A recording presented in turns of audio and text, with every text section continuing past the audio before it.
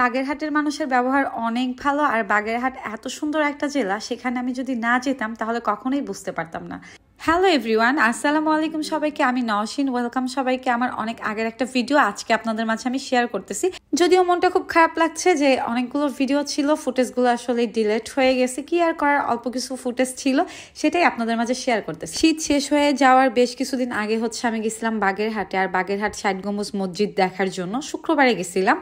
আর শুক্রবারে ওখানে অনেক মানুষের সাথে দেখা হয়েছে, মসজিদের ভিতরে নামাজ পড়া হয়েছে, মেয়েদের নামাজের স্থান আছে আলাদা। আর অনেক জেলার মানুষ আসে এই মসজিদ দেখার জন্য। আমার অনেকদিন ধরে যাওয়ার ইচ্ছা ছিল, কিন্তু আসলে যেতে পাই নাই। তারপরে মনে হলো যে না, যাওয়াটা দরকার। আমার এই মসজিদে যাওয়ার কথা ছিল নিলয়ের সাথে। নিলয়ের খুব ইচ্ছা ছিল এই মসজিদে যাবে, নামাজ পড়বে। সেই ভাগ্যটা হয়তো বা আমার আর হয়ে ওঠেনি। তো আর কি করার, আমি আসলে ওর মনের যে একটা নিয়ত ছিল যাওয়ার, তো এই জন্যই আর কি আমি ওখান থেকে ঘুরে আসি। আর আমার খুব ভালো লাগছে, ওখানকার প্রত্যেকটা মানুষ এত ভালো ছিল। আমার অনেক আপু ভাইয়াদের সাথে দেখা হয়েছে, প্রত্যেকের কাছ থেকে অনেক সম্মান পাইছি, ভালোবাসা পাইছি। সত্যিকার অর্থে যে বাগেরহাটের মানুষ এত ভালো আমি অনেক শুনছি, কিন্তু ওখানে না গেলে কখনোই বুঝতাম না। আমি প্রত্যেকটা মানুষের ব্যবহার অনেক ভালো পাইছি। আমি সত্যি অনেক অনেক দোয়া করি বাগেরহাট জেলার মানুষগুলোর জন্য।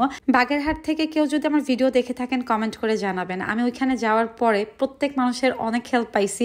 আর সত্যি আমার সবসময় মনে থাকবে যে বাগেরহাট জেলার মানুষগুলো অনেক ভালোবাসছে।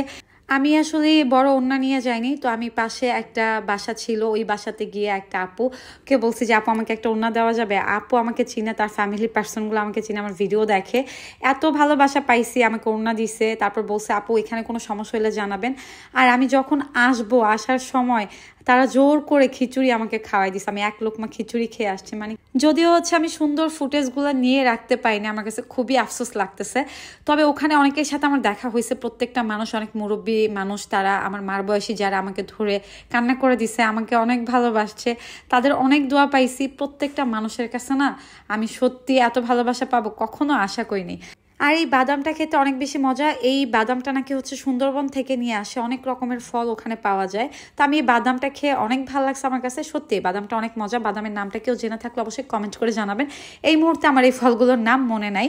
সব মিলিয়ে আমার কাছে ওই দিনটা অনেক বেশি সুন্দর ছিল। আর দেশের জন্য, দেশের মানুষের জন্য যে সকল প্রশাসন মানুষজন আছেন, সবার প্রতি অনেক সম্মান, দোয়া, ভালোবাসা। বাগেরহাট জেলায় না গেলে বুঝতে পারতাম না সেখানকার মানুষগুলো কতটা ভালো হয়। তাদের প্রত্যেকের ব্যবহার খুবই ভালো। আর আমি শুরু থেকেই সবার সাথে দেখা হয়, সবাই হাসি মুখে কথা বলে, এটা আমার কাছে অনেক ভালো লাগছে। তো আর আমি খুব অল্প সময়ের জন্য গেছিলাম। ঢাকা থেকে আগে গেছি আমার বড় মামার বাসায়, সেখান থেকে আমি গেছি বাগেরহাটে।